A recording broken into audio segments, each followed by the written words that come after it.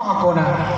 ದ್ವೇಷದಿಂದ ಏನಿದೆ ಈ ಜಗದಲ್ಲಿ, ಪ್ರೀತಿ ಹೊಂದಿದ್ರೆ ಸಾಕು ಇಡೀ ಜಗತ್ತೇ ಇದೆ ನನ್ನ ಜೊತೆಯಲ್ಲಿ ಅಂತ ಕವಿಗಳು ಏನ್ ಹೇಳ್ತಾರಲ್ಲ, ಆ ವಾಣಿಯ ಹಾಗೆ ಶಿವಾನಂದ ರೂಗಿ ಅವರು ಇಲ್ಲಿ ಕಾರ್ಯಕ್ರಮವನ್ನ ಆಯೋಜನೆ ಮಾಡ್ತಾ ಇದ್ದಾರೆ. ಬಾಗಿದ ತಲೆ ಮುಗಿದ ಕೈಗಳು ಹಾಗೆ ಇರಿಸುವಂತ ಬಸವಣ್ಣ ಕೇಳ್ತಾರೆ. ಎಲ್ಲ ಹಿರಿಯರಿಗೆ ತಲೆ ಬಾಗುತ್ತಾರೆ, ಅವರಿಗೆ ಕೈ ಜೋಡಿಸ್ತಾರೆ, ಪ್ರೀತಿಯಿಂದ ಅವರನ್ನ ಮಾತನಾಡಿಸ್ತಾರೆ. ಬಹುಶಃ ಪ್ರೀತಿಯಿಂದ ಮಾತ್ರ ಜಗತ್ತನ್ನ ಗೆಲ್ಲೋದಕ್ಕೆ ಸಾಧ್ಯ ಇದೆ ಅನ್ನೋದಕ್ಕೆ ಕಾರಣ ಶಿವಾನಂದ ರೂಗಿ ಅವರನ್ನ ನಾನು ಈ ಸಂದರ್ಭದಲ್ಲಿ ನೆನಪಿಸ್ತೇನೆ. ಇಂಡಿ ತಾಲೂಕಿನ ನಿಂಬಾಳದಿಂದ ಬಂದಂತ ಒಬ್ಬ ಯುವಕ ಹೊಟ್ಟೆಪಾಡಿಗಾಗಿ ಟ್ಯೂಷನ್ಗಳನ್ನ ಮಾಡ್ತಾ ಬದುಕುವಂತ ಒಂದು ಸಂದರ್ಭ. ಹಾಗೆ ಬೆಳ್ಳುಪಿಗೆ ಬಂದು ಅಲ್ಲಿ ನಮ್ಮ ಆನಂದಯ್ಯ ಅಜ್ಜ ಅವರ ಒಂದು ಜೊತೆಗೆ ಸೇರ್ಕೊಂಡು ಅಲ್ಲಿ ಕ್ಲಾಸ್ಗಳನ್ನ ಮಾಡ್ತಾ, ಆಮೇಲೆ ನಾನೇ ಏಕೆ ಒಂದು ಶಾಲೆಯನ್ನು ತೆಗೆಯಬಾರದು ಅನ್ನುವಂಥ ಚಿಂತನೆಯನ್ನು ಮಾಡಿದಾಗ ಜೈನಾಪುರದ ಹಿರಿಯರು ಅವರ ಬೆನ್ನಿಗೆ ನಿಲ್ತಾರೆ. ಯಾವ ತಾಯಿ ಬ್ರಿಟಿಷರಿಗೆ ಸೊಪ್ಪು ಹೊಡೆದೆ ನನ್ನ ಕಾರಿನ ಮೇಲೆ ಬೇಕಾದ್ರೆ ಕುಳ್ಳು ಹಸ್ತೇನೆ, ಆದರೆ ಬ್ರಿಟಿಷರಿಗೆ ಕೊಡೋದಿಲ್ಲ ಅನ್ನುವಂಥ ಮಾತನ್ನ ಹೇಳಿದ್ರಲ್ಲ, ಆ ಹೆಸರಿನಲ್ಲಿ ಶಾಲೆಯನ್ನು ಆರಂಭ ಮಾಡ್ತಾರೆ. ಇವತ್ತು ಶಾಲೆ ಸುಮಾರು 800 ಮಕ್ಕಳುಗಳನ್ನ ಹೊಂದಿಕೊಂಡು ಬಹುದೊಡ್ಡ ಶಾಲೆಯಾಗಿ ಪರಿವರ್ತನೆಯಾಗಿದೆ. ಅದು ಹಳ್ಳಿಯಿಂದ ಹೊರಟ ಹುಡುಗನೊಬ್ಬ ಒಂದು ಸಂಸ್ಥೆಯನ್ನು ಕಟ್ಟಿದಂತಹ ಒಂದು ಕಥೆ. ಹಾಗೇನೆ ಈ ಎಲ್ಲ ಹಿರಿಯರ ಆಶೀರ್ವಾದವನ್ನು ಕೋರ್ಕೊಂಡು ನಾನು ನಿಮ್ಮ ಊರಿಗೆ ಬಂದಿದ್ದೇನೆ. ಹೇಗೆ ಜೈನಾಪುರದ ಜನತೆ ಅವರ ಮನೆಯ ಮಗನಂತೆ ನನ್ನನ್ನ ನೋಡಿದ್ರೋ ಹಾಗೇನೆ ದೊಡ್ಡದಾದ ಊರಿದು, ಬಹುದೊಡ್ಡ ಇಡೀ ರಾಜ್ಯದಲ್ಲಿಯೇ ಒಂದು ಬಹುದೊಡ್ಡ ಕೆರೆ ಅನ್ನುವಂತಹ ಮಮದಾಪುರದ ಕೆರೆ ಇರುವಂತಹ ಒಂದು ವಿಶ್ವಾಸ ಇದೆ. ಎಲ್ಲಕ್ಕಿಂತ ಹೆಚ್ಚಾಗಿ ಯಾವ ಪರಮಪುರ ಸಿದ್ದೇಶ್ವರ ಅಪ್ಪಗಳು ನಡೆದಾಡುವ ದೇವರಾಗಿ ಇಡೀ ಜಗತ್ತಿಗೆ ತಮ್ಮ ಜ್ಞಾನದ ಸುಧೆಯನ್ನು ಉಣಬಡಿಸಿದರೋ ಅವರ ಹೆಸರಿನಲ್ಲಿ ಬಹುದೊಡ್ಡ ಅರಣ್ಯ ಪ್ರದೇಶವನ್ನ ಅವರ ಹೆಸರಿಗೆ ಇಲ್ಲಿ ಸಮರ್ಪಿತವಾಗಿದೆ. ಅಂತಹ ಪವಿತ್ರ ನೆಲ ಇದು. ಈ ಮಮದಾಪುರದ ನೆಲದೊಳಗೆ ನಿಮ್ಮ ಮನೆಯ ಮಗನಾಗಿ ಬಂದಿರುವಂತಹ ಶಿವಾನಂದ ರೂಗಿಯವರಿಗೆ ಪೂಜ್ಯರ ನಿಮ್ಮೆಲ್ಲರ ಆಶೀರ್ವಾದ ಇರಲಿ ಅಂತ ಅವ್ರ ಪರವಾಗಿ ನಾನು ನಿಮ್ಮಲ್ಲಿ ವಿನಂತಿಯನ್ನ ಮಾಡಿಕೊಂಡು, ಸಮಯ ಹೆಚ್ಚಾಗಿದೆ ಆದರೆ ಒಂದು ಮಾತು ನಿಮಗೆ ನೆನಪು ಮಾಡ್ತೇನೆ. ಒಬ್ಬ ತಾಯಿ ಮನಸ್ಸು ಮಾಡಿದ್ರೆ ತಮ್ಮ ಮಕ್ಕಳನ್ನ ಅತಿ ಎತ್ತರಕ್ಕೆ ಏರಿಸಬಲ್ಲರು ಅನ್ನುವಂಥ ಇತಿಹಾಸದ ಉದಾಹರಣೆಗಳು ನಿಮಗೆ ಸಾಕಷ್ಟು ಇದಾವೆ. ನೆನಪಿರಲಿ, ನನಗೆ ಬಸವಣ್ಣ ಬಾಗೇವಾಡಿಯಲ್ಲಿ ಒಂದು ಹುಡುಗಿ ಇತ್ತು, ಸೌಭಾಗ್ಯ ಲಕ್ಷ್ಮಿ ಅಂತ ಆಕೆ ಹೆಸರು. ನಿಮಗೆ ಆಶ್ಚರ್ಯ ಹೇಳ್ತೇನೆ ಪಾಲಕರೇ, ತಾಯಂದಿರೆ, ನೀವು ಮನಸ್ಸು ಮಾಡಿದರೆ ನಿಮ್ಮ ಮಕ್ಕಳನ್ನ ಬೆಳಗುವ ಹೊಳೆಯುವ ನಕ್ಷತ್ರಗಳನ್ನಾಗಿ ಮಾಡ್ತೀರಿ ಅನ್ನೋದಕ್ಕೆ ಸಾಕ್ಷಿ ಆ ತಾಯಿ ಬಂದು ಅಲ್ಲಿ ಜಾಯವಾಡಿಗೆ ಅನ್ನುವಂಥ ಊರಿನಲ್ಲಿ ವಾಸವಾಗ್ತಾಳೆ. ಅವಳ ತಂದೆ ತೀರ್ಕೊಂಡಿದ್ದಾರೆ. ತಾಯಿ ಸಿಂಗಲ್ ಪೇರೆಂಟ್ ಆಗಿ ಅವರಿವರ ಹೊಲದಲ್ಲಿ ಕೂಲಿ ಕೆಲಸವನ್ನ ಮಾಡಿ ನನ್ನ ಮಗಳು ಓದಬೇಕು ಅಂತ ಹೇಳಿ ಓದಿಸ್ತಾಳೆ. ನಿಮಗೆ ಆಶ್ಚರ್ಯ, ಅವರ ಮನೆ ಎಷ್ಟಿದೆ ಅಂದ್ರೆ 10 ಸೈಜಿನ ಮನೆ ಇದೆ.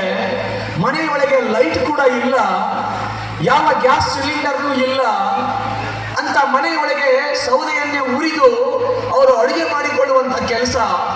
ಶನಿವಾರ ರವಿವಾರ ಬಂದ್ರೆ ಈ ಹುಡುಗಿ ಕೂಡ ಕೂಲಿ ಕೆಲಸಕ್ಕೆ ಹೋಗ್ತಿತ್ತು. ಹಾಗೇನೆ ಪ್ರತಿ ಏಪ್ರಿಲ್ ಮತ್ತು ಮೇ ತಿಂಗಳು ಬಂದ್ರೆ ಅವರಿವರ ಹೊಲದಲ್ಲಿ ಕೂಲಿ ಕೆಲಸವನ್ನ ಮಾಡಿ ತನಗೆ ಬೇಕಾದ ಯೂನಿಫಾರ್ಮ್ ಮತ್ತು ಪುಸ್ತಕಗಳನ್ನ ಖರೀದಿ ಮಾಡ್ತಾ ಇದ್ದಳು. ಹಾಗೆ ಒಬ್ಬ ತಾಯಿ ಆ ಮಗಳಿಗೆ ಸಂಸ್ಕಾರವನ್ನ ಕೊಟ್ಟು ಬೆಳೆಸ್ತಾಳೆ. ಅದೇ ಹುಡುಗಿ SSLC ನಲ್ಲಿ 98% ಸ್ಕೋರ್ ಮಾಡ್ತಾಳೆ, PUC ನಲ್ಲಿ 98% ಸ್ಕೋರ್ ಮಾಡ್ತಾಳೆ, BSc ನಲ್ಲಿ 90% ಸ್ಕೋರ್ ಮಾಡ್ತಾಳೆ, ಆನಂತರದಲ್ಲಿ B.Ed ಮಾಡ್ತಾಳೆ. ನಿಮಗೆ ಆಶ್ಚರ್ಯ, ಯಾವ ಮನೆಯೊಳಗೆ ವಿದ್ಯುತ್ ದೀಪ ಇಲ್ವೋ ಆ ಮನೆಗೆ ಬೆಳಕಾಗಿ ಇವತ್ತು ಆ ಹುಡುಗಿ ಮೊನ್ನೆ ವಿಲೇಜ್ ಅಕೌಂಟೆಂಟ್ಸ್ ಪರೀಕ್ಷೆ ನಡೆಸಿದ್ರೆ ಇಡೀ ರಾಜ್ಯಕ್ಕೆ ಫಸ್ಟ್ ರ್ಯಾಂಕ್ ಅಲ್ಲಿ ಪಾಸ್ ಆಗಿ ಇವತ್ತು ನೌಕರಿ ಮಾಡೋದಕ್ಕೆ ಶುರು ಮಾಡಿದಾಳೆ ಅಂತ ಹೇಳಿದ್ರೆ, ಕೂಲಿ ಮಾಡುವ ಮಕ್ಕಳು ಕುದುರೆ ಹತ್ತಿ ಮರಿಬೇಕು, ಹಾಗೆ ನಮ್ಮ ಮಕ್ಕಳು ಬೆಳಿಬೇಕು ಅಂತ ಕನಸು ಕಂಡಿರುವ ಪಾಲಕರೇ, ನೀವು ನಿಮ್ಮ ಮಕ್ಕಳಿಗೆ ಸಂಸ್ಕಾರವನ್ನ ಕೊಟ್ರೆ ಅದ್ಭುತವಾದ ಮಕ್ಕಳು ಸಿದ್ಧರಾಗ್ತಾರೆ ಅನ್ನುವಂತಹ ಒಂದು ಉದಾಹರಣೆಯನ್ನು ನಿಮ್ಮ ಮುಂದೆ ಇಡ್ತಾ ನೀವು ಮನಸ್ಸು ಮಾಡಿ. ಹೇಗೆ ಗಾಂಧೀಜಿಯವರು ಸಿದ್ಧರಾಗಬೇಕಾದ್ರೆ ತಾಯಿ ಆ ಪುತ್ಲಿಬಾಯಿ ಅವರಿಗೆ ಸಂಸ್ಕಾರ ಕೊಡ್ತಾರೆ. ವಿವೇಕಾನಂದ ವೇದಾಂತದ ಡಿಂಡಿಮವನ್ನು ಬಾರಿಸಿ ಇಡೀ ಜಗತ್ತು ಭಾರತದ ಕಡೆಗೆ ನೋಡುವ ಹಾಗೆ ಮಾಡ್ತಾರಲ್ಲ, ಅದಕ್ಕೆ ಅವರ ತಾಯಿ ಭುವನೇಶ್ವರಿ ದೇವಿ ಚಿಕ್ಕ ವಯಸ್ಸಿನಲ್ಲಿ ಅಧ್ಯಾತ್ಮ, ದೇವರು, ಧರ್ಮದ ಚಿಂತನೆಗಳನ್ನ ಕಥೆಗಳನ್ನ ಹೇಳ್ತಾಳೆ. ಹೇಗೆ ಒಬ್ಬ ತಾಯಿ ಆ ಮಕ್ಕಳನ್ನು ಸಿದ್ಧಗೊಳಿಸಿ ಶ್ರೇಷ್ಠ ವ್ಯಕ್ತಿಗಳನ್ನಾಗಿ ಮಾಡಿದ್ರಲ್ಲ, ಹಾಗೆ ಪ್ರತಿಯೊಬ್ಬ ತಂದೆ ತಾಯಿಗಳು ಕೂಡ ನಿಮ್ಮ ಮಕ್ಕಳನ್ನ ಸುಸಂಸ್ಕೃತ ಮಕ್ಕಳನ್ನಾಗಿ ಮಾಡಬೇಕು ಅನ್ನುವಂಥ ವಿನಂತಿಯನ್ನ ಮಾಡ್ತಾ ಆದ್ರೆ ಒಂದೇ ಒಂದು ಮಾತು ಹೇಳಿ ನನ್ನ ಮಾತು ಮುಗಿಸ್ತೇನೆ. ತಾಯಂದ್ರೆ, ನಮ್ಮ ಮಕ್ಕಳನ್ನ 100ಕ್ಕೆ 100 ಅಂಕ ಗಳಿಸಬೇಕು ಅಂತ ಹೇಳಿ ಅವರನ್ನ ಮಹಾ ಬುದ್ಧಿವಂತರನ್ನಾಗಿ ಮಾಡಿದ್ದೇವೆ. ಆದರೆ ನನಗೆ ಶಿವಾನಂದ ಸರ್ ಅವರಲ್ಲಿ ಒಂದು ವಿನಂತಿ ಇದೆ. 100ಕ್ಕೆ 100 ಮಾಡಿಸಿ ಎಂಜಿನಿಯರ್ಸ್, ಡಾಕ್ಟರ್ಸ್ಗಳನ್ನಾಗಿ ಮಾಡುವಂತ ಶಾಲೆಗಳು ಸಾವಿರಾರು ಇದಾವೆ. ಆದರೆ ಈ ದೇಶದ ಋಣವನ್ನು ತೀರಿಸುವ, ತಂದೆ ತಾಯಿಗಳ ಋಣ ತೀರಿಸುವ, ತಾನು ಹುಟ್ಟಿದ ನೆಲದ ಋಣ ತೀರಿಸುವ ಮಕ್ಕಳು ಇದಾರಲ್ಲ, ಹೃದಯವಂತ ಮಕ್ಕಳು ಹುಟ್ಟುತ್ತಾ ಇಲ್ಲ. ಅದಕ್ಕೆ ಬುದ್ಧಿವಂತ ಮಕ್ಕಳು ಆದರೆ ಸಾಲದು. ನಮ್ಮ ಮಕ್ಕಳು ಹೃದಯವಂತ ಮಕ್ಕಳಾಗಬೇಕು, ದೇಶಭಕ್ತ ಮಕ್ಕಳಾಗಬೇಕು. ಹಾಗೆ ಸಂಸ್ಕಾರವನ್ನು ನೀಡಬೇಕು ಅಂತ ನೀವು ಇವತ್ತು ಕಂಕಣಬದ್ಧರಾಗಿ ಆ ಒಂದು ಪ್ರಯತ್ನದಲ್ಲಿ ಶಾಲೆಯನ್ನು ಮುನ್ನಡೆಸಿಕೊಂಡು ಹೋದ್ರೆ, ಈ ವರ್ಷ 283 ಮಕ್ಕಳಿದ್ದಾರೆ. ಮುಂದಿನ ವರ್ಷದಲ್ಲಿ ಈ ಶಾಲೆಯಲ್ಲಿ ಕಲಿಯುವ ಮಕ್ಕಳ ಸಂಖ್ಯೆ 400ಕ್ಕೆ ಬಂದು ನಿಲ್ತದೆ. ಅದಕ್ಕೆ ಸಾಕ್ಷಿ ಜೈನಾಪುರದ ಕಾಶಿಬಾಯಿ ತಾಯಿಯ ಶಾಲೆ ಸಾಕ್ಷಿಯಾಗಿದೆ. ಅವರು ಬೆಳೆಸ್ತಾರೆ. ಈ ಶಾಲೆಯಲ್ಲಿ ಅರಳಿರುವಂತ ಪ್ರತಿಭೆಗಳು ಇಡೀ ನಾಡಿನ ತುಂಬೆಲ್ಲ ತಮ್ಮ ಪ್ರತಿಭೆಯ ಪರಿಮಳವನ್ನ ಸೂಸ್ತವೆ ಅಂತ ಹೇಳಿ, ಹಾಗೆ ನಿಮ್ಮ ಮಕ್ಕಳನ್ನ ಸಿದ್ಧಗೊಳಿಸುವ ಕಾರ್ಯವನ್ನ ಅವ್ರು ಮಾಡ್ರಿ ಅನ್ನುವಂತ ಮಾತನ್ನ ಈ ಸಂದರ್ಭದಲ್ಲಿ ಹೇಳಿ. ನಿಮಗೆ ಗೊತ್ತಿದೆ, ನಿರ್ಭಯಾನಂದ ಸ್ವಾಮೀಜಿ ಅವರು ಒಂದು ಘಟನೆ ಹೇಳ್ತಾರೆ. ಅವರು ಪ್ಯಾರಿಸ್ ನಗರಕ್ಕೆ ಹೋಗಿದ್ದಾರೆ. ಹಾಗೆ ಹೋಗಿರುವಾಗ ಸ್ವಿಟ್ಜರ್ಲ್ಯಾಂಡಿನ ಹೆಣ್ಣು ಮಗಳು ಬಂದು ಸ್ವಾಮೀಜಿ ಅವರ ಕಾಲುಗಳಿಗೆ ನಮಸ್ಕಾರ ಮಾಡ್ತಾಳೆ. ಸ್ವಾಮೀಜಿ ಕೇಳ್ತಾರೆ, ನಿನ್ನ ಹೆಸರು ಏನು ತಾಯಿ ಅಂತ. ಆ ಹೆಣ್ಣು ಮಗಳು ಹೇಳ್ತಾಳೆ, ನನ್ನ ಹೆಸರು ಈಶ್ವರಿ ಅಂತ. ಸ್ವಾಮೀಜಿ ಅವರಿಗೆ ಆಶ್ಚರ್ಯ ಆಗುತ್ತೆ.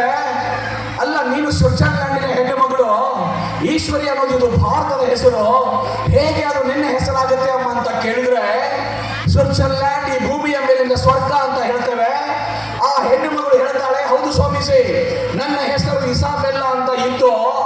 ಆದರೆ ಭಾರತದ ನೆಲದ ಆಧ್ಯಾತ್ಮಿಕ ಮತ್ತು ಸಾಂಸ್ಕೃತಿಕ ಆ ಚಿಂತನೆಗಳಿಂದ ನಾನು ಪ್ರಭಾವಿತಳಾಗಿದ್ದೇನೆ. ಹೀಗಾಗಿ ನನ್ನ ಹೆಸರು ಇಸಾಬೆಲ್ಲಾ ಅಂತ ಪರಿವರ್ತನೆ ಮಾಡಿಕೊಂಡು ನನ್ನ ಹೆಸರನ್ನ ಈಶ್ವರಿ ಅಂತ ಇಟ್ಕೊಂಡಿದ್ದೇನೆ ಅಂತ ಆ ಸ್ವಿಟ್ಜರ್ಲ್ಯಾಂಡಿನ ಹೆಣ್ಣು ಮಗಳು ಹೇಳ್ತಾಳೆ.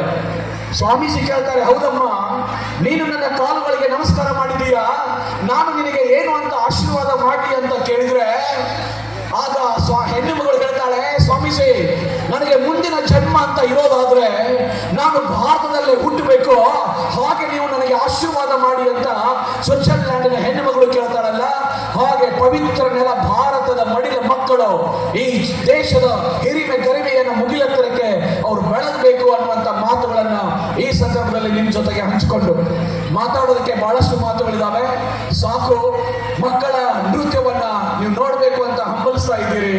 ಅದಕ್ಕೆ ಜಾನಪದ ತಾಯಿ ಹಾಡ್ತಾಳಲ್ಲ, ಆದಾವ ನಮ್ಮ ಜೋಳ ಉಳಿದಾವ ನಮ್ಮ ಹಾಡ, ಆದಾವ ನಮ್ಮ ಜೋಳ ಉಳಿದಾವ ನಮ್ಮ ಹಾಡ, ಈಗ ಸಾಕವ್ವ ನಿನ ಕಲ್ಲ, ಈಗ ಸಾಕವ್ವ ನಿನ ಕಲ್ಲ ಬೆರಳಿಗೆ ಹಾಕಿ ದುಂಗೂರ ಸವೆದಾವು ಅಂತ ಹೇಳ್ತಾಳ.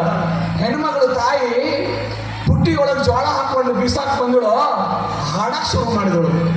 ತಂದೆದು ಜೋಳ ಖಾಲಿ ಆಗಿದ್ದು ಕರೆ, ಆಕೆ ಎದೆಯೊಳಗಿನ ಹಾಡು ಖಾಲಿ ಆಗಿದ್ದನಂತ.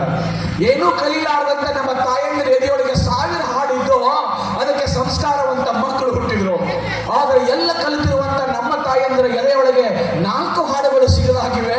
ಹೀಗಾಗಿ ಇವತ್ತು ನಾವು ಮಕ್ಕಳನ್ನ ಶಾಲೆಗೆ ಬಂದು, ಸಾರ್, ನಮ್ಮ ಮಕ್ಕಳು ಬುದ್ಧಿವಂತರಾಗದೇ ಇದ್ರು ಚಿಂತೆ ಇಲ್ಲ, ಆದರೆ ಸಂಸ್ಕಾರವಂತ ಮಕ್ಕಳಾಗಬೇಕು ಸರ್, ನಿಮ್ಮ ಶಾಲೆ ನಮ್ಮ ಮಕ್ಕಳನ್ನ ಸಂಸ್ಕಾರವಂತರನ್ನಾಗಿ ಮಾಡಿ ಅಂತ ಹೇಳಿ ಪಾಲಕರು ಇವತ್ತು ಶಾಲೆಗಳಿಗೆ ಅಡ್ಮಿಷನ್ ಮಾಡ್ತಾ ಇದ್ದಾರೆ.